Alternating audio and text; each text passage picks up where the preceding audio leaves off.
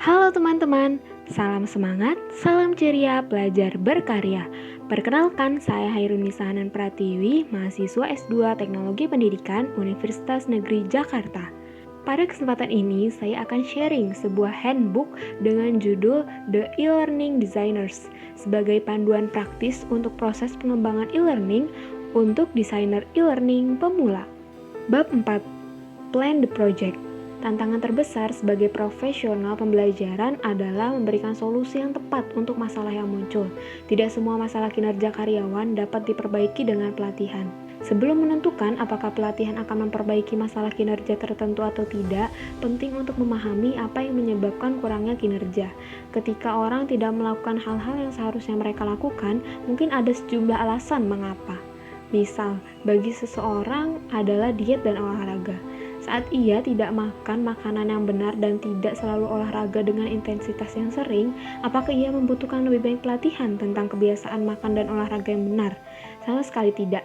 Konsep yang sama berlaku untuk orang-orang di tempat kerja.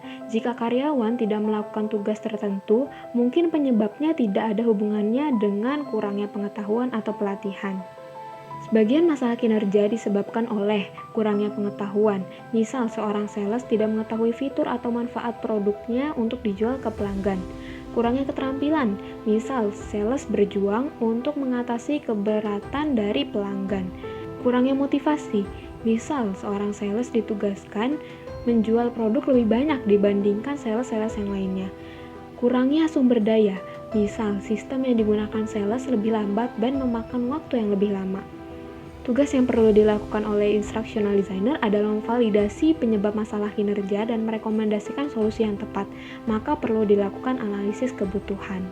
Analisis kebutuhan hanyalah proses mengevaluasi masalah kinerja untuk menentukan akar penyebab dan menawarkan satu atau lebih solusi. Pertanyaan dasar yang perlu dijawab untuk analisis kebutuhan yaitu, apa yang orang lakukan? Jawaban pertanyaan ini untuk menentukan tingkat kinerja saat ini. Apa yang Anda ingin orang lakukan untuk menentukan tingkat kinerja yang diinginkan? Dan pertanyaan terakhir adalah mengapa orang tidak melakukannya? Jawaban dari pertanyaan ini untuk menentukan penyebab kinerja. Sangat penting untuk tidak hanya bergantung pada satu bagian data untuk menentukan penyebab masalah kinerja. Beberapa cara mengumpulkan informasi untuk analisis kebutuhan yaitu dengan yang pertama, bicara dengan stakeholder Anda. Pastikan mengapa mereka yakin bahwa ada masalah kinerja. Kedua, tinjau data atau indikator kinerja utama untuk menentukan penyebab masalah kinerja. 3. Amati peserta didik. Lihat apa yang sedang dan tidak mereka lakukan yang terkait dengan masalah kinerja. 4. Berbicaralah dengan peserta didik. Dengar apa yang mereka katakan, mengapa mereka tidak melakukan seperti yang diharapkan, untuk mempercepat identifikasi apakah ada kesenjangan dalam pengetahuan atau keterampilan. 5. Tinjau praktik terbaik yang terkait dengan masalah performa yang sedang dianalisis. Merekomendasikan solusi. Tujuan dari analisis kebutuhan bukanlah untuk menentukan pelatihan apa yang dibutuhkan. Tujuannya adalah untuk menentukan bagaimana mengatasi masalah kinerja. Tipsnya yaitu, saat Anda berbicara dengan pemangku kepentingan atau stakeholder dan ahli materi, ajukan pertanyaan dan fokuskan diskusi pada apa yang Anda ingin siswa lakukan daripada mengetahuinya. Mengadakan meeting awal. Keberhasilan sebagian proyek e-learning bergantung pada hubungan dengan semua yang berkontribusi pada pengembangan kursus. Salah satu cara untuk memulai hubungan dengan pertemuan awal proyek. Pertemuan awal adalah kesempatan untuk mengumpulkan semua orang yang terlibat dalam proyek untuk mendiskusikan kursus e-learning yang direncanakan guna dibuat dan mendapatkan persetujuan atas keterlibatan mereka dalam proyek tersebut. Rekomendasi waktu pelaksanaan pertemuan awal ini ada 2 dari penulis, yaitu yang pertama permintaan untuk pelatihan telah dibuat, atau yang kedua yaitu saat Anda siap merancang pelatihan. Undang orang yang tepat. Mengundang orang yang tepat ke dalam rapat memungkinkan Anda mengajukan pertanyaan, menjawab pertanyaan, mengumpulkan konten, dan menetapkan ekspektasi. Beberapa orang yang harus diundang dalam pertemuan awal ini yaitu diri Anda sendiri sebagai instructional designer yang bertanggung jawab untuk menjadwalkan, memfasilitasi, dan mengundang orang yang tepat.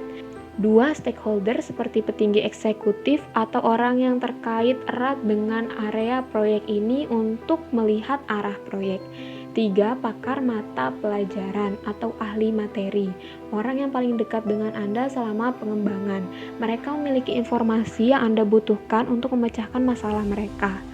4. Desainer lainnya. Ini tidak terjadi pada setiap proyek. Siapapun yang berpartisipasi dalam pengembangan kursus harus hadir dalam pertemuan pertama ini. Ajukan pertanyaan yang tepat kepada setiap orang yang hadir dalam pertemuan pertama. Pertanyaan-pertanyaan yang diajukan meliputi ruang lingkup proyek, hasil atau outcome yang diinginkan, konten kursus, pengembangan kursus, dan bagaimana cara penyampaian kursus kepada audiens. Sejajarkan dengan harapan dapat dilakukan dengan garis besar proses pengembangan e-learning. Merencanakan proyek e-learning Anda selama pertemuan awal sebagian besar tentang mengelola dan menyelaraskan ekspektasi. Sebagai pengembang, jelaskan apa yang mereka harus harapkan selama setiap fase atau proses dan jelaskan istilah apapun yang mungkin mereka tidak pahami. Bantu mereka memahami desain e-learning yang baik. Jangan pernah membuat kesalahan dengan menganggap pemangku kepentingan dapat mengenali e-learning dengan baik. Pemangku kepentingan dan ahli materi pelajaran bukanlah profesional pembelajaran.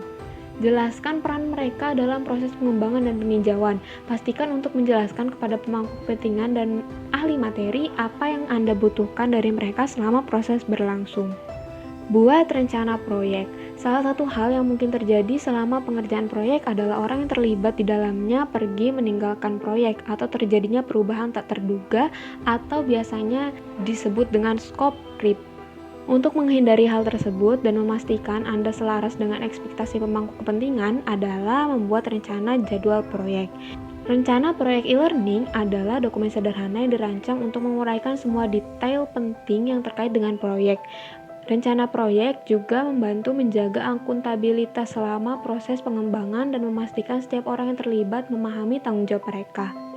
Rencana Anda harus mencakup informasi yang cukup memberikan pemahaman yang kuat kepada siapapun tentang apa yang ingin dicapai oleh proyek dan hasil apa yang akan dihasilkan dari proyek tersebut.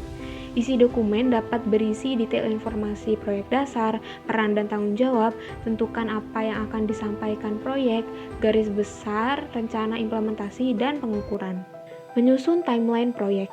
Timeline proyek yang akan membantu memastikan setiap orang berkontribusi pada keberhasilan pengiriman hasil tersebut. Membuat timeline akan membantu menentukan kapan proyek berakhir dan kursus siap diimplementasikan, menetapkan apa dan kapan tanggung jawab pemangku kepentingan, dan memberikan rasa holistik.